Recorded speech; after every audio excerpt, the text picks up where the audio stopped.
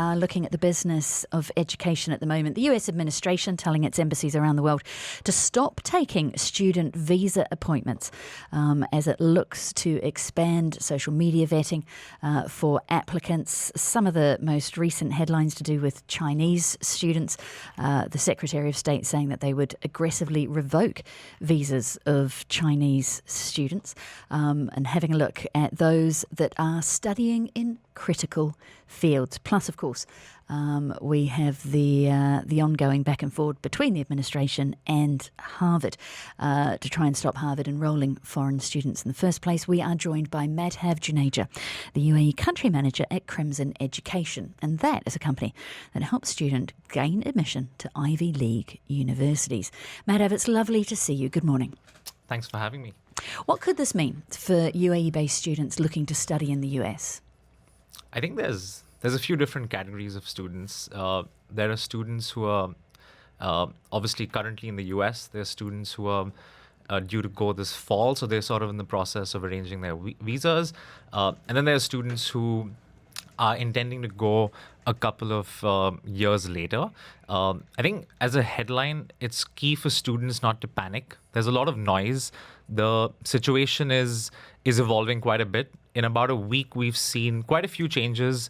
A week back, the sort of status quo was that Harvard will not be able to enroll international students. The Trump administration had sort of canceled the student exchange and visitor program. But a lot of that's changed. I think Harvard's legal might and sort of moral clarity is very much coming to the fore, where they've managed to file a TRO and now there's an injunction filed as well. So a lot of this is being reversed as well. I think our general sort of approach here is students and families need to remain calm, because the situation would change so much, even in the upcoming few days, that at this stage, you as a student shouldn't be making any immediate impulsive decisions, because there's a lot that's going to change. Okay. Well, it's easy to stay calm. I'm guessing you're getting a lot of phone calls. Lots. I mean, in fact, our co-founder, Fang Zhao, he's actually currently studying at Harvard as well. So he's directly impacted through all of this. So he's very much in the eye of the storm. And yeah, I mean, at Crimson, we've got students who are already there, and parents who are based here are asking our questions, and students who are about to go. I think we're sort of with them every step of the way. But because the landscape is evolving so quickly, it's tough. And I think with the recent injunction, what that means is students who've already got appointments for their visas, those are very much in play. Students are unable to schedule new appointments, but I think all the sort of legal expertise out there indicates that's not going to last. I think we've seen this with a few things with, let's say, how the tariffs played out, where it started one way and then sort of the administration pulled back a bit. In fact, yesterday there was a press conference where so Trump, from attempting essentially a 0% international student presence at Harvard, has now said it needs to be about 15% as opposed to 31%. So it's changing quite a bit. And I think we sort of got to play it by ear depending on how it shapes up. Okay, well, let's look at education as a business and your business. How many students do you typically help to go to US universities every year? So globally, we a couple of thousand every cycle. So this cycle, we had about 300 who were bound to the Ivy League, which naturally a lot of them are now sort of a bit nervous about what's happening. Even from the UAE, we've got close to 100 students who are sort of bound.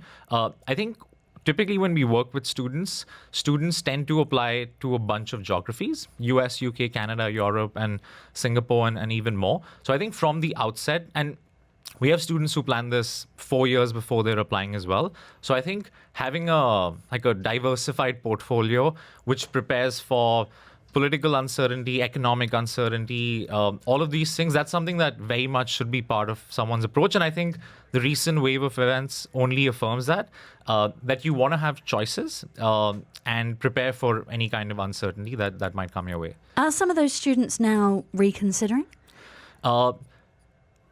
Not yet. I think because this saga has played out so quickly within a week. This still hasn't led to any conclusive decisions. I think people are asking questions. A lot of students who've got a US offer and a Canada offer are considering Canada. But I think people's faith in the US system is still very much there. And I think we've asked people to back sort of Harvard's, have faith that in both the US legal system and Harvard to sort of reverse some of these policies. So still playing out. It's big business. International students, $44 billion in the US alone. Which other geographies could potentially be beneficiaries from this? If you're not looking at the US, where else might you be looking?